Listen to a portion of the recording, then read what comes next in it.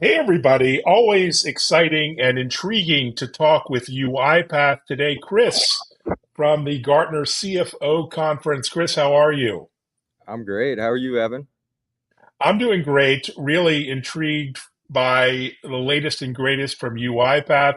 Maybe introduce yourself. And for those two people who've never heard of UiPath, your current mission and vision. Yeah, so I'm Chris Radich, live in the DC area, so this is a pretty close drive for me. I lead our global industries transformation team, and we're really on a crusade to bring UiPath to the industries we serve, verticalize the company, and uh, and also do the same for core CXO functions such as finance. It's why we're here today with a very exciting session coming up in a couple of minutes. And UiPath, I mean, we're the leading automation company really in the world, and started with RPA in 2005. RPA, robotics processing automation, but we're so much more in terms of our mission now as we've gotten into adjacent technologies such as intelligent document processing. We're getting into the co-pilot space with generative AI-based automations, and we're serving organizations to eliminate routine work and to help knowledge workers move from low value to high value activities. We're doing that across industries, across lines of business. And I think in the next 3 years, we're going to talk about this, Evan, we're going to see just an absolute shift in the way work is executed globally. Well, it's an exciting time, and I can't wait to attend my next Forward. I've been to two, the UiPath premier event, so there's lots of this topic to discuss. Let's dive into finance organizations today on the ground. What are some of the pain points that you're seeing firsthand, talking to CFOs, and what are some of the impacts today, not in the future, that we're seeing of things like AI and automation in particular? Yeah, so I've been speaking with CFOs, and I also kind of go in the rear view to last year at the same conference. The AI and automation buzz was the core theme, without a doubt. And this year, I think we're at the inflection point where CFOs recognize that there's this coming shift to, it's called the autonomous finance organization.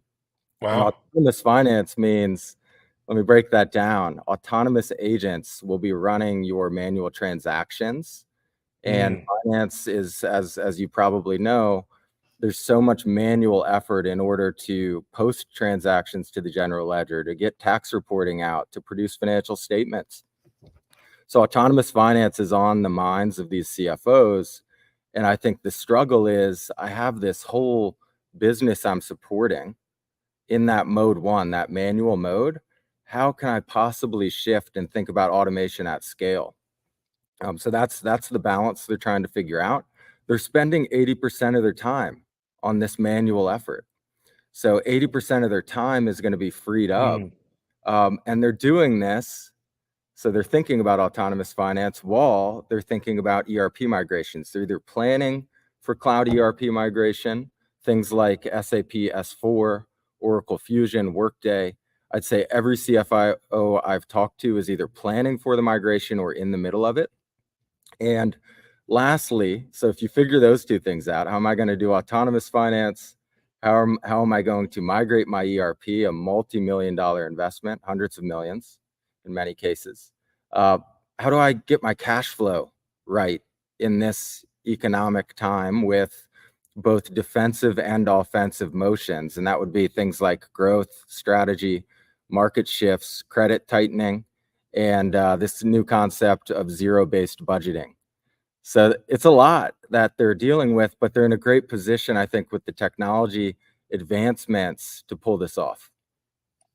Wow, that's quite a lot to unpack there. And you're trying to do that with one of your roundtable sessions I see is from scorekeeper to innovation leader. So talk about that and what the impact is on the current scope of CFO roles and their day-to-day work. Yeah, I mean, the I think what we're gonna, it's later today, and what I presume we're gonna unpack is that inflection point from the manual transactional support organization to the autonomous finance organization Hmm. supported by digital workers, not manual transactional knowledge workers. And like there's studies out there that we're at 50% automation rate within a CFO or an FP&A organization. So think of that. 50% has been automated. Some organizations are below that by a significant amount, but it is shown it can be done. And now it's how do we get to the 95%? Some of the big four consultancies are saying 95% of FP&A work can be automated. And then what do you do with that time? And I think it's scary to go to put your hand up as a CFO and say, I'm going to automate 95% of my work. Because what does that do? It's like resources. Everybody's afraid to do that. But if you look at your value chain, and I talked about, remember the cash flow, defensive, offensive. Imagine if you had that 95% of your time to think about how you're going to help the company grow and drive shareholder value. So that's kind of what's going on with the from scorekeeper to innovator. And of course, it's how do we prioritize AI investments and use cases? Just basic blocking and tackling. Let's start with what technologies we're going to invest in and what are the big four use cases that are going to make the biggest amount of impact across the board. So that's it's a huge shift though. And I think it's going to happen in the next 2 to 3 years. I really do. The cloud era took a decade to show this level of from 50% to 95%. We're still on that journey. I think the AI and this autonomous finance is 2 to 3 years, which is incredibly exciting as an automation and AI provider. Exciting indeed. Well, let's talk getting practical and rolling up your sleeves. You're doing a migration with Deloitte, I understand, currently underway. Can you talk about that initiative, moving to an SAP Clean Core? Why is that move important, and what are the challenges and opportunities there from that project and related ones? Yeah, and I worked on, I mean, really every company I've been at, I've advised or helped with ERP modernization strategies, and the one cardinal sin is customization.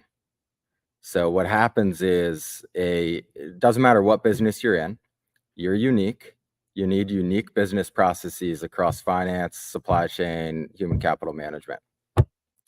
This kind of shows itself as custom code, custom rice objects using an SAP term.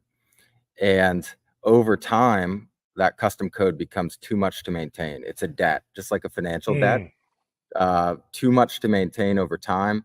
And eventually you cannot drive any agility or change into your business because you're spending all of your time maintaining your custom ERP. So clean core, what that means is if we're moving to these modern ERPs in the next decade, because we have to start clean. So there's a principle of no customization. And UiPath has done that. We are drinking our own champagne and taking our own advice. We are not customizing the core system. We are committing to standard business processes, but here's the big architecture principle I'd like everyone to think about.